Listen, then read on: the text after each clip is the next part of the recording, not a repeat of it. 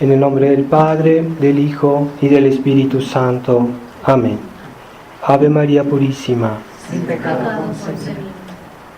Estimados hermanos, estamos aquí para el sermón de las 7 palabras, como es tradición en México, decir el Viernes Santo este sermón, y una reflexión sobre las 7 veces que nuestro Señor habló a la ocasión de su pasión. Cuando Él estaba en la cruz, tratemos de comprender estas palabras que no son como muchas veces la gente las oye, pero no quiere comprender exactamente qué es lo que nuestro Señor quiere decir y toda la importancia que tienen. Las primeras palabras de nuestro Señor fue cuando Él perdonó a todos, cuando dijo: Padre, perdónalos porque no saben lo que hacen. Nuestro Señor todavía piensa en las personas que le han hecho mal y pide por ellas. Son muy raras las personas que rezan por aquellos que les hacen daño. Tal vez se quejan de ellos, tal vez piden a Dios justicia, pero rezar por ellos es más difícil y con mucho trabajo lo hacen. Así que tengamos esa compasión, porque nosotros también a momento dado en esta vida hemos cometido errores, hemos sido malos, y a pesar de todo Dios nos ha tenido compasión, así que debemos tener compasión con los demás. Hay personas que se portan muy mal y que a momento dado cambian de parecer y se vuelven buenas personas. Hay casos de personas que eran muy malas y que se hicieron santos, tal vez por la oración de alguien, por la oración de alguno de aquellos a quien ellos les hicieron daño. Santa Teresa de Ávila rezaba mucho por los que la trataban mal, y rezaba mucho por ellos, porque nuestro Señor nos pidió de perdonar a nuestros enemigos y de saber presentar la otra mejilla. No quiere decir que debemos aceptar todo. Lo que quiere decir Dios es que debemos tener paciencia con los que nos hacen daño y darles una oportunidad para que se corrijan. A veces nuestra paciencia, a veces una palabra suave, porque cuando se responde al orgullo con orgullo, se vuelve una enfermedad incurable, tanto en uno como en el otro. Hay muchas personas que cuando alguien les responde con orgullo, son incapaces de no responder también con orgullo. Esa mansedumbre solo es capaz nuestro Señor y sus santos, o las almas santas que tienen mucha fe, mucha humildad, pero son muy pocas las personas que saben responder con humildad cuando los tratan con soberbia. No es fácil, es cierto, no es fácil, pero es lo que debería ser. Y nosotros mismos, si alguien nos dice algo, nos lo dice de mala manera, de una manera que no nos gusta, pues tenemos mucha tendencia a responderle de la misma manera. Pero no es una solución al orgullo responder con orgullo, es hacer el mal más grave, más difícil de arreglar. Y hay quienes lo ven eso como un acto de justicia, o sea, sí, él me trató así, entonces yo también. Pero no, nuestro Señor Él reza por los que lo están insultando. Él ya está en la cruz, Él ya está todo herido, le han quitado todo lo que Él tenía, todo lo poco que Él tenía, y sabe todavía perdonar.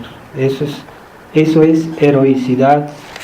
Y hoy en un mundo de personas mediocres es difícil que haya almas heroicas, al punto que cuando una persona es heroica la ven mal porque dicen: esta persona está exagerando, esta persona no es como todos, esta persona es una persona anormal. El mundo, los hombres de nuestra época no aman las almas heroicas, quieren que todos sean mediocres. Los hombres de nuestra época son mediocres y quieren que todos sean mediocres. Y cuando hayan almas fuera del ordinario, almas generosas, almas heroicas, las ven como enemigos, las persiguen, las desprecian y incluso ven en eso una manera de orgullo. Entonces, si eso fuera cierto, pues ya en la iglesia no habría grandes santos, no habría la Virgen María, porque son almas extremadamente heroicas. Así que pidamos a nuestro Señor esta humildad de saber perdonar las ofensas que se nos hacen a nosotros, no las ofensas que se hacen a Dios o a los demás, porque eso no nos compete. No es nuestra competencia perdonar las ofensas que se hacen a Dios. Si alguien ofende a nuestra madre o a alguien que a otra persona, debemos defenderla y no es nuestro deber, nuestra competencia de dejar o perdonar a esas personas como si fueran ofensas hechas a nosotros. No es lo mismo. Esta mansedumbre se aplica a nuestras personas. No es como el Papa Francisco, que está constantemente humillando a la iglesia, cuando él se debería humillar como persona, pero no humillar a la iglesia. Así nosotros también debemos humillarnos nosotros, pero no humillar a Jesús como una especie de falsa humildad. Eso es pecado. No es nuestra competencia de perdonar los males que se hacen a los demás, sino los que se hacen a nosotros. Ahí se ve que es verdadera mansedumbre y al mismo tiempo justicia. La segunda palabra, hoy estarás conmigo en el paraíso. Cuando nuestro Señor dijo al buen ladrón, que como se lee en el Evangelio, al principio no quería reconocer a nuestro Señor, pero viendo el ejemplo de nuestro Señor, su paciencia, su bondad, fue tocado por la gracia y se convirtió. Y al punto que reprochó al otro ladrón, diciéndole: nosotros estamos aquí justamente porque hemos merecido este castigo, pero este no ha hecho nada. Y él, reconociendo la santidad de nuestro Señor, le pide que se acuerde de él cuando esté en el paraíso. Y qué grande gracia que en ese mismo momento nuestro Señor le da el perdón y lo hace participar a su cruz, esa cruz que podemos, que es nuestra, porque todos tenemos algo que sufrir, alguna pena, pero cuando la unimos a la de Jesús adquiere valor y es una fuente de salvación. Así que en ese momento el buen ladrón expió todos sus pecados y se salvó, mientras que el mal ladrón, como no quiso aceptar, como no quiso creer, sus sufrimientos fueron inútiles y no se salvó. Así que reflexionemos, y si pedimos perdón a Dios humildemente, sencillamente, Jesús nos va a decir: pues hoy estarás conmigo en el paraíso. Es necesario que nuestro arrepentimiento sea sincero, nuestra oración sea sincera y que nuestra unión a Él sea sincera, es decir, no solo de palabra, sino también de obra, y no solo de apariencia, sino también de obra, porque cuando sufrimos por nuestro Señor es algo concreto, no es ilusión. Cuando sufrimos por hacer la voluntad de Dios, por portarnos bien, no es algo artificial, es algo muy concreto, y eso es lo que hoy falta al mundo, que muchos católicos solo quieren participar a las gracias de nuestro Señor, que ganó nuestro Señor, pero no quieren participar a su cruz, no quieren participar a sus esfuerzos, no quieren participar a sus humillaciones, quieren todo gratis y fácil, y no es así. La vida cristiana no es eso, es un concepto que se ha difundido mucho en la iglesia modernista, de hacer creer a la gente que simplemente por la fe en Jesucristo nos salvaremos. Es el concepto protestante.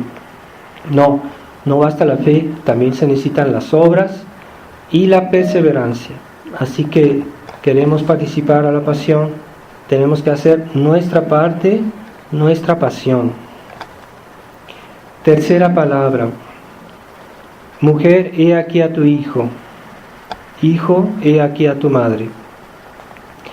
Jesucristo nos dejó el ejemplo de grandísima pobreza, porque ya le habían quitado todo, le habían quitado sus apóstoles, le habían quitado su reputación, le habían quitado su salud porque la habían completamente destruido físicamente, le habían quitado la consolación de tener a sus discípulos con él, y ahora él, en un acto generoso, voluntario, también nos da a su madre. Y al único apóstol que tenía ahí se lo entrega a su madre. Entonces nuestro Señor murió completamente pobre, pero no desesperado, sufriente, pero no inquieto, que es lo que muchos tienen mucha dificultad de entender, cómo puede uno sufrir y guardar la paz, como si no fuera posible, y sí es posible. Nuestro Señor estaba en una paz perfecta a pesar de sus grandísimos dolores. La Virgen María igualmente en una paz perfecta a pesar de sus grandísimos dolores, y no estaban en la inquietud. Eso no es fácil, ¿verdad? Hay pocas personas que en sus cruces guardan la calma y que saben someterse a la voluntad de Dios. No es fácil, es verdad, pero es posible. Y Nuestra Señora pues era un mar de lágrimas, un mar de sufrimiento, un mar de amargura, pero en la paz. Y nuestro Señor, cuando uno ve la sábana santa, aquí tenemos una reproducción de la sábana santa, se ve su rostro lleno de golpes, lleno de heridas, pero se ve la paz en su cara, la serenidad. Les aconsejo de detenerse un momento a mirar el rostro de nuestro Señor, y verán que sí, en su rostro hay mucha paz, mucha serenidad, pero un gran sufrimiento. Y también les pido que cuando tengan oportunidad de estar en el altar de la Virgen María esta tarde, pues ir a rezarle a Nuestra Señora y pedirle la fuerza que no tenemos, pero que ella nos puede conceder, nos puede alcanzar de Dios. Cuarta palabra. Dios mío, ¿por qué me has desamparado? Estas palabras de nuestro Señor no son palabras de desesperación o de desconfianza con Dios, sino simplemente una exclamación de dolor por una apariencia, porque aparentemente Dios lo abandonó, y que muchos, a pesar de sus sufrimientos, no se salvarían. Muchas almas, a pesar de todo lo que nuestro Señor hizo, no se salvarían. Él lo sabía. Muchos de los que estaban ahí presentes, aunque nuestro Señor estaba muriendo por ellos, no se iban a salvar.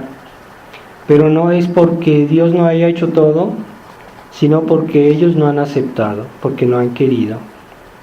Así que no debemos tener esa mentalidad de querer que Dios se adapte a nosotros. Es el orgullo del hombre moderno, querer que Dios se adapte a nuestros gustos, a nuestros deseos, a nuestros placeres, cuando somos nosotros que nos debemos adaptar a Dios. Y porque Dios es el que nos hizo, Él nos creó, nos sacó de la nada. Él normalmente tiene todo derecho sobre nosotros. ¿Acaso una persona que fabrica una casa, que fabrica algún objeto, no va a reclamar la propiedad de ese objeto? Y no puede decir, bueno, si yo quiero, hago lo que quiero con este objeto, lo puedo vender, lo puedo hacer algo con él, porque yo lo hice, es mío. Bueno, nosotros somos de Dios porque Él nos creó. Es más todavía que fabricar cualquier cosa. el hecho de que Dios nos dio el ser, la existencia. Entonces debemos saber aceptar la voluntad de Dios. Dios es un Padre bueno, pero de todos modos es nuestro Creador. Así que Él es condescendiente, a veces con nuestras necesidades, con nuestros gustos, pero no nos hagamos la idea de que tiene que ser siempre así, que Dios haga siempre nuestro capricho, nuestra voluntad. Hay quienes blasfeman reprochándole a Dios porque no se hacen las cosas como ellos quieren. Y finalmente Dios no los ayuda porque ellos no hacen todo lo que Dios espera de ellos. Así que, y aun si Dios no nos considera lo que le pedimos, debemos aceptarlo y pensar que lo que en esta vida Dios no nos concede, la felicidad que en esta vida Dios no nos da, nos la dará en la otra vida. Eso podemos estar seguros si hacemos su voluntad. Así que nunca nos desanimemos. Aquellos que mueren sin recurrir a Dios son desesperados, y es el peor de los pecados, el pecado de desesperación. Aquellas personas que hasta el final del último instante de su vida no piden perdón, no se dirigen a Dios y mueren en sus defectos, en sus pecados, en sus vicios. Esas personas son personas desesperadas. Aquellos que se suicidan, que se dan la muerte como si su vida les perteneciera a ellos cuando pertenece a Dios. Y esa mentalidad autodestructiva hoy se fomenta de varias maneras, lo sabemos muy bien, esta sociedad sin Dios, sin fe, y se considera eso como algo positivo, pero es un pecado gravísimo, atentar contra la propia vida, contra la propia integridad, porque hay quienes modifican su cuerpo como si su cuerpo les perteneciera. Nuestro cuerpo pertenece a Dios y no a nosotros. Nosotros tenemos el uso, pero no tenemos la propiedad. Así que no debemos abusar de lo que Dios nos da en esta vida, pero en la otra vida tendremos todo eso que en esta vida deseamos legítimamente y honestamente, no nos faltará en la otra vida. Quinta palabra, tengo sed. En ese momento nuestro Señor sufría sufrimientos físicos terribles. Lo habían maltratado, lo habían dejado en ayuno, lo habían flagelado, había perdido mucha sangre, estaba golpeado, estaba coronado de espinas, y era normal que tuviera mucha sed y nadie se la daba. ¿Qué le dieron? Vinagre. Qué cosa tan cruel a una persona que tiene mucha sed darle un vaso de vinagre. Pues peor ahora a una persona que está moribunda, está muriendo y le dan vinagre. ¿Es acaso aquella ingratitud, aquella respuesta que Él no esperaba por su amor hacia nosotros? Él esperaba una respuesta positiva. Cuando nosotros damos a alguna persona un regalo, le hacemos algún favor, esperamos que por lo menos nos diga gracias, y nos sentimos muy dolidos cuando ni siquiera nos miran o nos hacen un mal gesto y no nos dan las gracias, y eso nos lastima profundamente. Así es la respuesta de muchos cristianos a nuestro Señor, que no solo no le dan gracias, sino que le ofenden más y hacen cosas incluso más graves. Esa soberbia que hay hoy en la gente de creerse saber todo, entender todo, y no les gusta que les digan la verdad. Ahora, si fuera la opinión de una persona es diferente, pero si es la doctrina de la iglesia, si es la enseñanza de la iglesia, la enseñanza de Dios, y la rechazan, eso denota soberbia. Así que no nos contagiemos de esa mentalidad de creer saber todo, de creer juzgar todo, porque no somos capaces. Pero cuando la iglesia nos presenta la verdad de Jesucristo, la verdad de la tradición de la Iglesia, la verdad de nuestro catecismo, de las enseñanzas de nuestra fe, de los mandamientos, no tenemos por qué rechazarlos. Y si lo rechazamos, estamos dándole vinagre a nuestro Señor. Él murió y nos obtuvo las gracias para que nos arrepintamos. Y esas gracias que Él nos da, si las rechazamos, pues hay mucha ingratitud. Tengamos cuidado, dejarnos contagiar de esa mentalidad liberal del mundo moderno que cree que puede ser feliz sin Dios, que no necesita la iglesia, que no necesita confesarse de sus pecados, que no necesita ir a misa, que no necesita recibir la Eucaristía. Creen que por sus fuerzas humanas, naturales, van a ser felices, que van a ser completamente felices. Es falso. Y en la otra vida, ¿qué les espera? Pues la otra vida no la toman en cuenta, es como si no existiera para ellos, ni siquiera piensan en eso. Así que Dios nos libre de esa mentalidad, tengamos cuidado de no dejarnos llevar por ella, porque eso se contagia fácilmente con nuestras amistades, con nuestras personas que conocemos.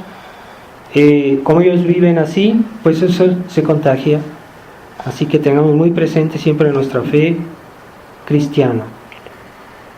Sexta palabra, todo está consumado. Es decir, que nuestro Señor hizo todo lo que estaba en las profecías respecto a Él, de cómo iba a morir el Mesías, de todo lo que Él tenía que padecer.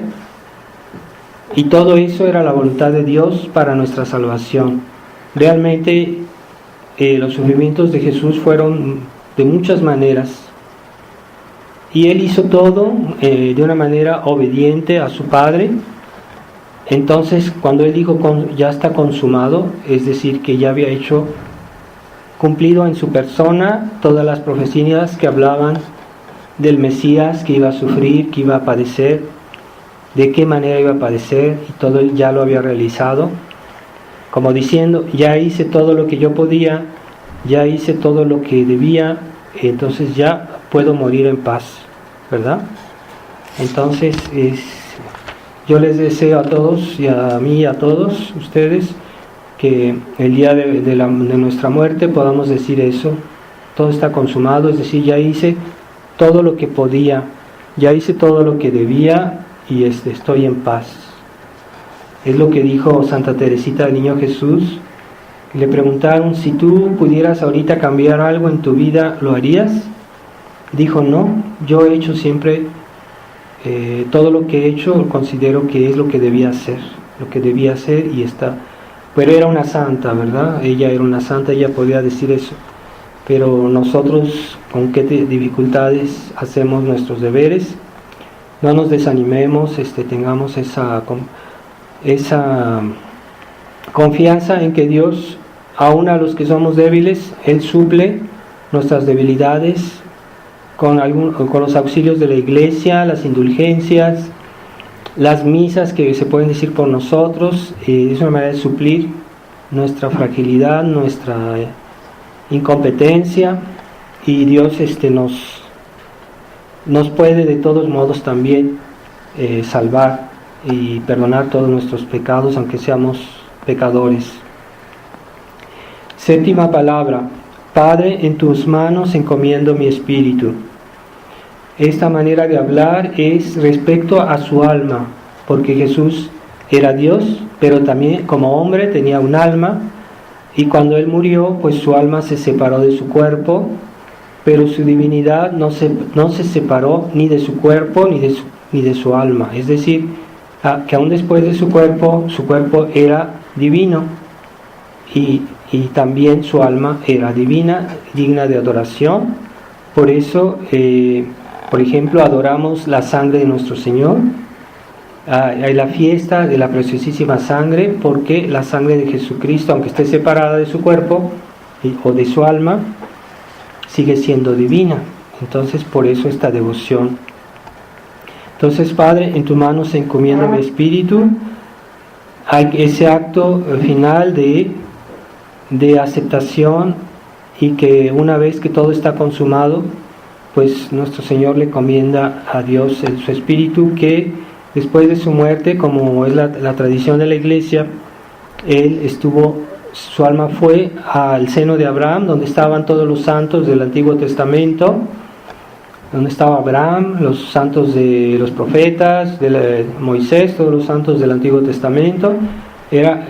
Todas esas personas no podían ir al cielo porque todavía no venía el Mesías, el Salvador, y fue solo después de la muerte de nuestro Señor que ya pudieron entrar al cielo, para que quedara bien claro que es por Jesucristo que nos salvamos, y sin Jesucristo no hay salvación. Jesucristo es el medio de salvación. Él es el que pagó por su cruz, sus sufrimientos, nuestra salvación. Tengamos presente eso. En el orden actual del universo, del mundo, como Dios lo ha hecho, no hay otra vía, no hay otra solución, no hay otra posibilidad, no hay otro camino para salvarse que por medio de Jesucristo. Así que aquellos que pretenden salvarse, ignorar a Jesús, ignorar a su iglesia, están en un grave pecado, un gran error. No es posible, nadie se puede salvar si no es por Jesucristo y por su iglesia, o por lo menos que tengan el deseo implícito que le llaman bautismo de deseo. Es suficiente, puede ser suficiente para salvarse, pero implícitamente están unidos a la iglesia y a Jesucristo. Entonces vamos a pedir mucho también en este momento por los moribundos, aquellas personas que están muriendo, para que Dios tenga compasión de su alma, que les inspire un pensamiento de arrepentimiento en ese instante y que no mueran en el pecado mortal.